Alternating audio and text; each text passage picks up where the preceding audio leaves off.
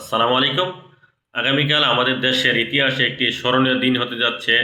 ইনশাআল্লাহ আগামীকাল নতুন সরকার গঠন হতে যাচ্ছে।